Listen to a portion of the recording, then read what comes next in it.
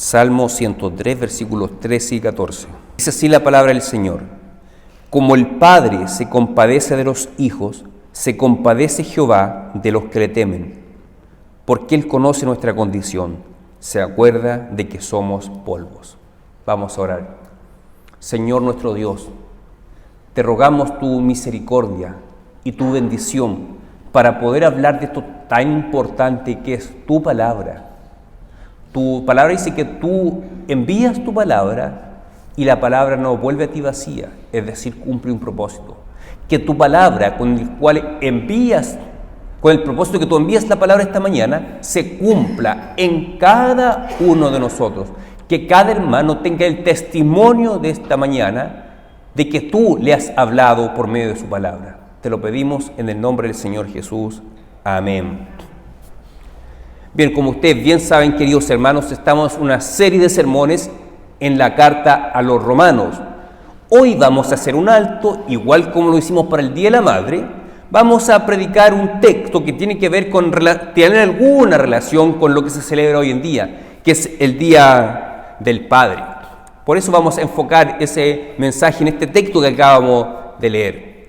Recuerdo que hace mucho tiempo un pastor me contó un caso que él, tratando de evangelizar a un amigo, le dijo: ¿sabes? Dios es como un padre para nosotros. Y este joven le respondió diciendo: oye, si Dios es como mi papá, yo no quiero ese Dios.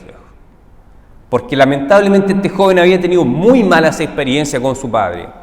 Un hombre ausente, maltratador con su esposa, con sus hijos. Entonces hay personas que tienen muy mala experiencia con su papá terrenal, con su padre humano. Entonces cuando uno le dice Dios es tu padre, Dios es como tu padre, se viene a la mente de las personas: yo no quiero un padre porque tuve un pésimo padre. La figura del padre para mí está distorsionada. No me hablen de un padre, no me digan que Dios es padre. Yo quiero un Dios que me bendiga, pero yo no quiero que Dios sea mi padre. Hay personas que han tenido tan mala experiencia con su padre humano que piensan de esa forma. Algunos pueden decir: mi padre nunca estuvo presente, mi padre no me golpeó, pero nunca estuvo presente, se aparecía de vez en cuando por la casa, nunca fue un proveedor, pasamos pobreza, necesidad, y mi papá no estuvo ahí. Hay personas que han dicho: yo ni siquiera conozco a mi papá, yo ni siquiera sé quién es mi papá. Entonces, ¿cómo puedo relacionar la figura de Dios con un padre si yo tengo tan mala experiencia con mi padre? Pues en el caso de este joven que evangelizó a este pastor, finalmente ese joven conoció al Señor, se convirtió y con el tiempo fue comprendiendo lo que era el rol paternal de Dios, y entonces esa figura distorsionada de un padre que él tenía ahora alcanzó restauración en su imagen paterna por medio de la obra de Cristo en este joven. Pero hoy vamos a hablar de Dios como Padre, para que entendamos cómo es este Padre, que ciertamente no es como un mal padre humano, sino vamos a ver que no solamente es un buen Padre, es el Padre perfecto, es el Padre que necesitamos. Este Salmo 103, que fue escrito por David, dice el enunciado Salmo de David, fue escrito por el rey David. Ahora no hay mucha información respecto a en qué momento de la vida de David fue escrito este salmo. Hay salmos que David escribe cuando está a punto de ir a la guerra. Entonces clama a Dios que lo ayude en el combate con sus enemigos. Por eso ahora destruye a mis enemigos. Hay salmos que David escribe en momentos de mucha gratitud a Dios y agradece a Dios por medio de sus salmos. Pero no tenemos información del contexto histórico en el cual fue escrito el Salmo 103. Pero cuando leemos el Salmo, nos damos cuenta que fue escrito en una edad madura de David, cuando era bien mayor. ¿Por qué? Porque continuamente reconoce que Dios ha perdonado sus pecados, que Dios lo ha perdonado, lo ha corregido y lo ha bendecido a pesar de que él no se lo merecía. Por lo tanto, asumimos que lo escribió en las últimas etapas de su vida, cuando era consciente que ciertamente le había pecado mucho en su vida y aún así Dios había sido bueno y perdonador para con él. ¿Y qué nos dicen estos versículos que leímos? Versículo 13: como el Padre se compadece con los hijos, se compadece Jehová también de los que le temen. Es decir, David claramente comparaba a Dios con un padre. ¿Y por qué David podía comparar a Dios con un padre? Porque ciertamente David tenía claro que Dios era su Padre celestial, era su Padre espiritual. Hay personas que malentienden el Antiguo Testamento y personas con poca formación de la Biblia que tienen una noción somera de las Escrituras piensan así: el Dios del Antiguo Testamento es un Dios que está airado, que está enojado, es un Dios que castiga.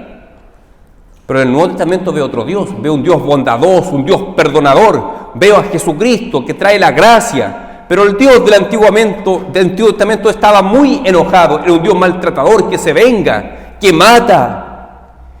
Y cuando hablan así las personas, da la impresión que el Dios del Antiguo Testamento es diferente al Dios del Nuevo Testamento. Pero sabemos que no es así. Dios es uno.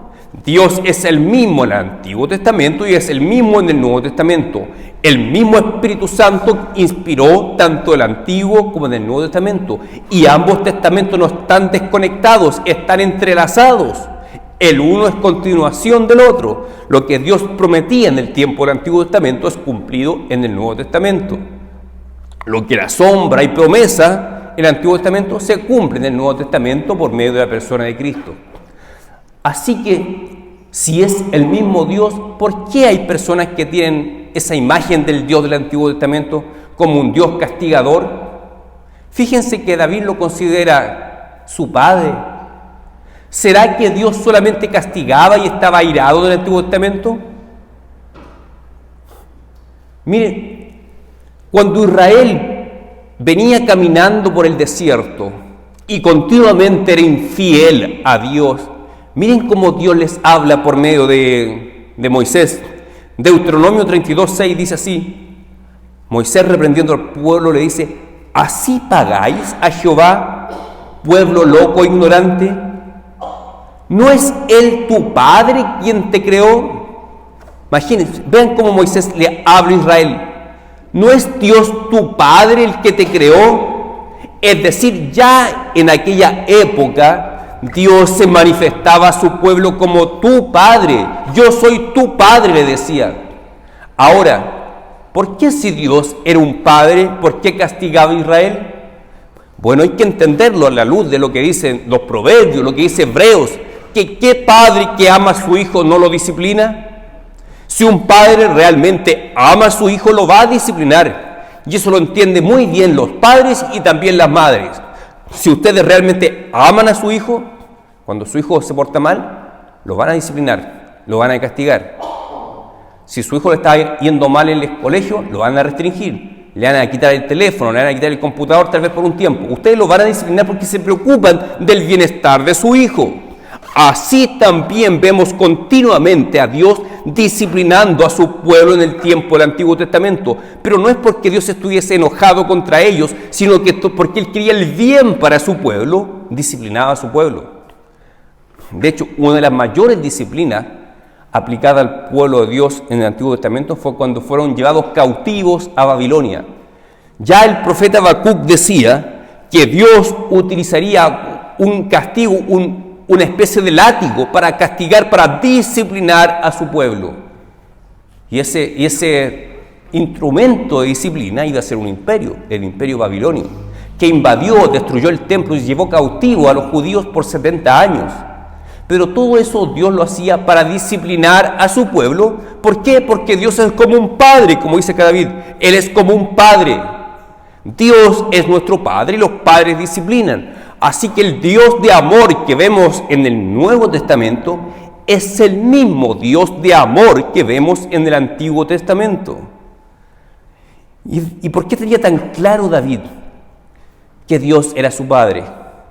Bueno, mucho antes que Dios tratase como hijo a su pueblo por medio de Moisés, antes de eso, Dios se manifestó a un hombre llamado Abraham e hizo un pacto con Abraham. Le decía: yo seré tu Dios y tú y tus descendientes serán mi pueblo. Ahí ya hay un pacto que involucra la paternidad de Dios sobre Abraham y sus descendientes. Este es un pacto, yo estoy contigo siempre, ustedes son mi pueblo, ustedes son mis hijos, le estaba diciendo Dios. Entonces David tenía claro que en base a este pacto que Dios había hecho con Abraham, él como descendiente de Abraham tenía muy claro que era un hijo de Dios. De hecho, son varias las circunstancias en el Antiguo Testamento, no solamente por medio de Moisés, sino que por medio de los profetas. Dios le dice a su pueblo: yo soy tu padre. Ahora, ¿en qué momento le hizo esa promesa a Abraham? Y usted lo puede ver en Génesis 17. De hecho, establece un pacto y una señal visible del pacto, que era la circuncisión. Y todos los descendientes de Abraham llevaban esa señal física, la circuncisión, que los identificaba como el pueblo del pacto de Dios. Ahora sí, David tenía argumentos para llamar a Dios su Padre por el pacto hecho con Abraham, porque muchas veces, en numerosas veces, Dios se refería a su pueblo como sus hijos. Bueno, y la pregunta: ¿y nosotros podemos considerar a Dios nuestro Padre? Nosotros no somos del pueblo de Israel, no somos judíos. ¿Podemos nosotros también asumir que Dios es nuestro Padre? La respuesta es que sí. ¿Y en base a qué? En base al mismo argumento que David podía llamar su padre a Dios, en base del pacto que había hecho con Abraham. ¿Y qué tenemos que ver nosotros con Abraham? Bueno, el apóstol Pablo lo aclara en la carta a los Gálatas, capítulo 3, dice: aquel que es de la fe es hijo de Abraham. En el fondo está diciendo: así como Abraham fue justificado por la fe, todos ustedes, le dice a los hermanos de Galacia, que no eran judíos, eran gentiles, les dice: ustedes, si son de fe, si ustedes tienen fe en el Señor Jesucristo, también son hijos de Abraham por medio de la fe. La promesa hecha a Abraham es: en ti serán benditas todas las familias de la tierra. Es decir, el propósito de Dios no era solamente bendecir a los descendientes físicos de Abraham, sino que Dios sabía que iba a llegar un momento que esa promesa hecha a Abraham iba a alcanzar a toda la familia, a todas las naciones de la tierra. Y esta promesa se cumple por medio de la persona de Jesucristo. Cuando tú, hermano, pusiste fe en Jesucristo, automáticamente eres un hijo de Abraham y heredero de la misma promesa hecha a Abraham. Eres parte del pueblo de Dios y Dios es tu Padre. Por eso dice el Juan que a todos los que creyeron en su nombre les dio potestad de ser hechos hijos de Dios. Es decir, por medio de la fe en Jesucristo, cada uno de nosotros pasa a ser hijo de Dios. David no tenía la bendición de conocer al Mesías que había de venir. Sabía que venía un Mesías, profetizó acerca de él, pero nosotros sabemos que el Mesías vino y es el Señor Jesucristo. Y ponemos la fe en Jesucristo, y al poner la fe en Jesucristo somos parte del pueblo de Dios, somos hijos de Dios y estamos bajo la misma bendición que estuvo Abraham. Somos por medio de la fe descendientes de Abraham, por lo tanto somos pueblo de Dios. Así que la iglesia es la continuación del pueblo de Dios del Antiguo Testamento. La iglesia no reemplaza al Israel del Antiguo Testamento, sino que es la continuación del Israel del Antiguo Testamento.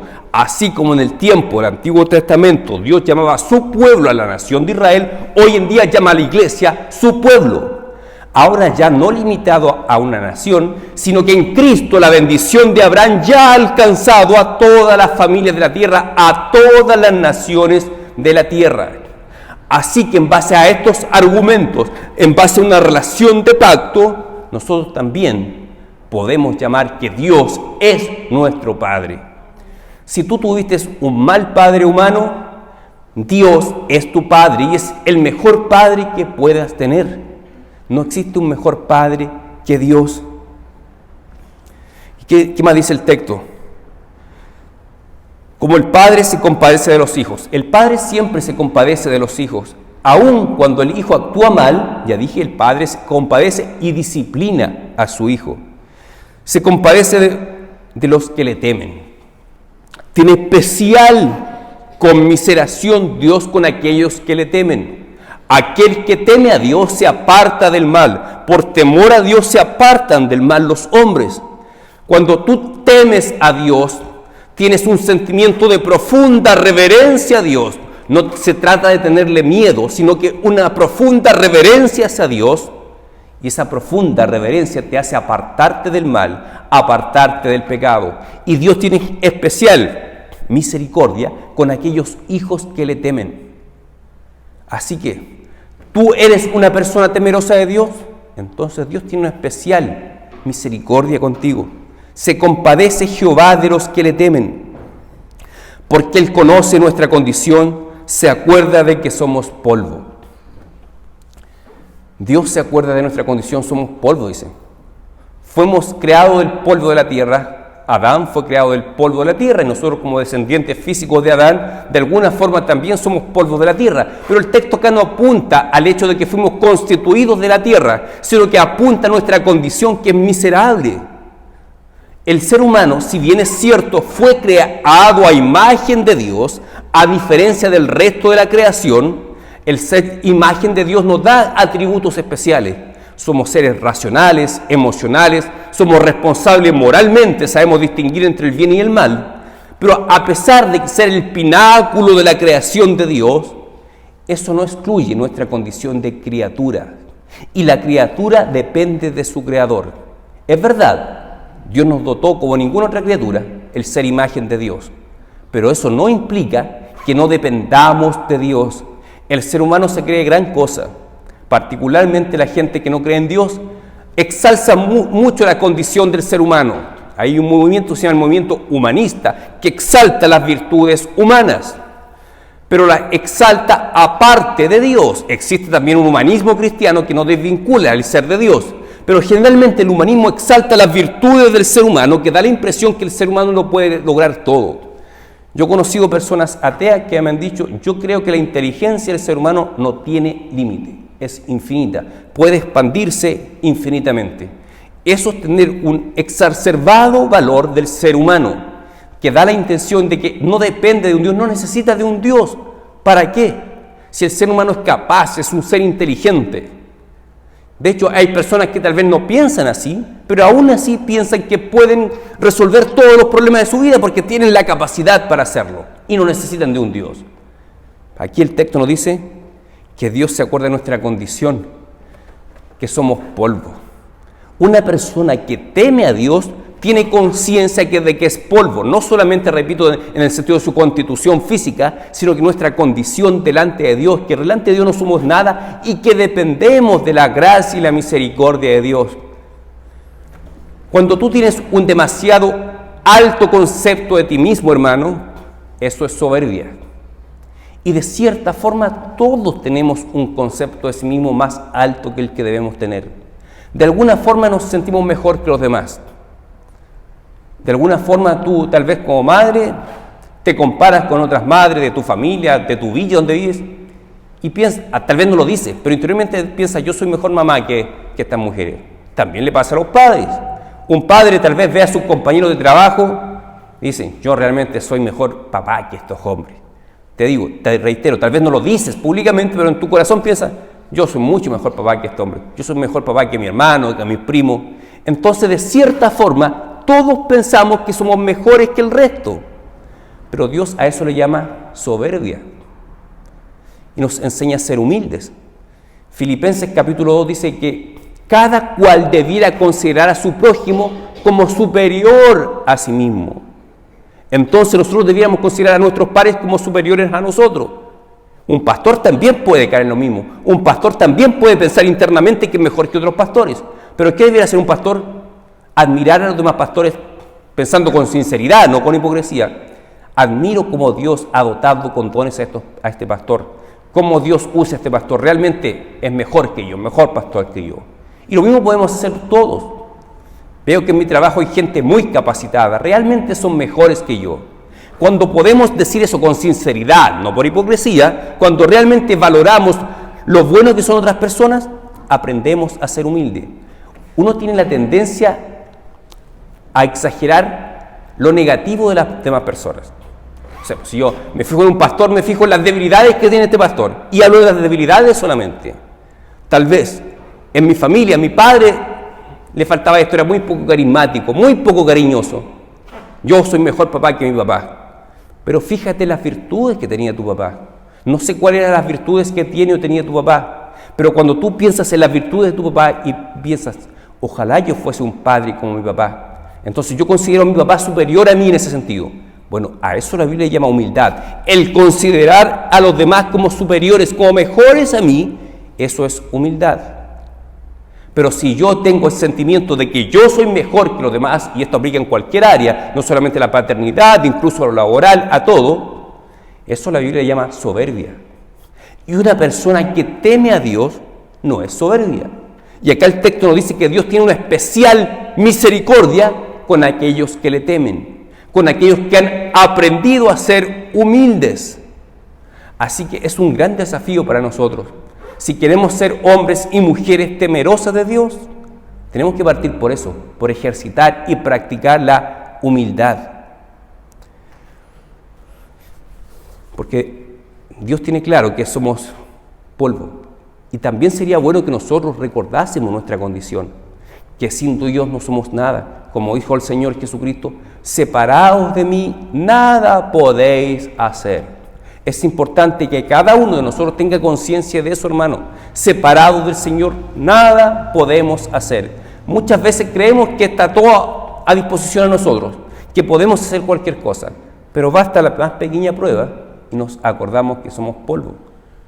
Yo recuerdo, hace como 3 años atrás, estábamos en plena pandemia, con mi esposa viajamos a Brasil y los dos teníamos todas las vacunas que se indicaban, pero mi esposa en ese tiempo no tenía RUT chileno todavía, por lo tanto no le dieron el pase de movilidad, porque el pase de movilidad se descargaba con el RUT.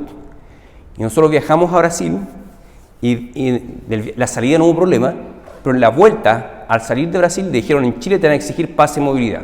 Si usted no lo tiene, usted no puede viajar. Y yo ahí me empecé a desesperar y llamé incluso al consulado de Chile en Brasil, en Sao Paulo, me atendió el cónsul personalmente, le expliqué, no sabemos qué hacer, no podemos viajar, mi esposa no puede viajar porque tiene la vacuna, pero como no tiene RUT no se puede descargar el pase de movilidad. Y el cónsul me dijo, yo te entiendo, yo no estoy de acuerdo con esto que hace Chile, pero nosotros somos empleados, nosotros nos dan la instrucción, yo no estoy para nada de acuerdo con esto, pero no puedo hacer nada por ayudarte, eso tenés que resolverlo en Chile. Y yo pensando, ¿y cómo resolverlo en Chile si estamos en Brasil ahora? Y comencé a desesperarme, ¿y qué voy a hacer? Yo quería quedarme allá con mi esposa a resolver el problema de allá, pero mi esposa me dijo, no, viaja tú, yo me quedo acá y tú trata de resolverlo en Chile. Bueno, viajé solo a Chile, muy triste, y con mucha angustia en mi corazón, porque no sabía cómo resolver el problema, porque llevaba meses enviando correos electrónicos al Ministerio de Salud y no tenía respuesta. Y llamé al Ministerio de Salud y no me dieron ninguna solución, en el fondo, no me dieron ninguna, se dieron vueltas, se pasaban la pelota uno al otro, no me dieron ninguna solución. Y yo en desesperado, no sabía qué hacer, rogando, clamando, ayunando al Señor, porque realmente estaba desesperado, no sabía cómo traer de vuelta a mi esposa a Chile. Y seguí clamando al Señor, ahí sí me sentía, como dice que el texto, como somos polvo, no puedo hacer nada, dependo únicamente de un milagro de Dios. Fui presencialmente al ministerio, me mandó, no, tiene que ir aquí, llamar aquí, escribir aquí, ninguna solución. Pasaron los días, pasaron como 3 días, y orando, clamando al Señor, me acuerdo que llamé de nuevo, como por 10ª vez, y me dijeron, no, insista, vaya de nuevo, ellos tienen que resolver ese problema presencialmente. Ya, voy a ir de nuevo, orando mucho, obviamente, al Señor, reconociendo. No decía literalmente soy polvo, pero ahí sí uno toma conciencia de que realmente es polvo, no es nada, que depende exclusivamente de Dios. Y ahí fui nuevamente al ministerio y me atendieron, pero de forma muy amable, me hicieron pasar, me atendió un ejecutivo, y yo como desesperado ni siquiera me salía la voz, porque cuando uno a veces se ve como abrumado por la situación, ni siquiera sabe cómo expresarse, cómo decirlo. Y me dijo, tranquilo. Y ahí comencé a tranquilizarme y a explicarle la situación. No le entiendo. A ver, cuénteme, ¿cuál es el nombre de su esposa? Aquí la tengo registrada con las vacunas, no hay un problema, yo le hago un pase. Y listo, me descargó el pase y listo, problema solucionado. Ahora podía viajar a mi esposa. Pero Dios nos hace pasar por situaciones en que uno realmente se siente polvo. Y uno siempre debiera estar consciente que es polvo, que no puede hacer nada sin la ayuda de Dios. Y cuando uno se eleva mucho, Dios se encarga de bajarte. Dios te hace pasar por situaciones para recordarte que eres polvo. Y ahí entendemos cómo dice, porque Él conoce nuestra condición, se acuerda de que somos polvo. Es decir, tenemos un Padre que nos ha adoptado como hijos, que nos disciplina, que nos corrige, que nos bendice, que nos provee lo básico que necesitamos, nos provee en realidad de todo lo que Él considera que necesitamos. A algunos Dios les ha proveído más que a otros, pero Dios es soberano para proveer a sus hijos como Él quiere, pero nunca deja a su hijo sin nada. Como dice el proverbio, no he visto justo mendigar el pan. Es decir, Dios se encarga de proveer el sustento básico necesario para sus hijos. Así que, hermanos, Dios es un Padre. David dice, es como el Padre que se compadece de los hijos. Así Dios se compadece de nosotros, hermanos. Yo creo que si les pregunto a cada uno de ustedes, todos pueden dar testimonio de la misericordia de Dios para con sus vidas. Dios es un Padre bueno. Si te has disciplinado Dios, es por su bondad, porque quiere lo mejor para ti, porque quiere tu santidad, tu santificación. Pero es importante que aprendamos a ser humildes de verdad, no hipócritamente, sino que humildes de verdad, considerando a los demás como mejores que yo.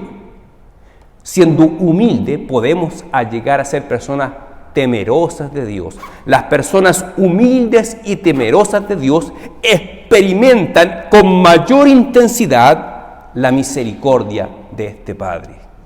¿Tú eres hijo? Sí, eres hijo.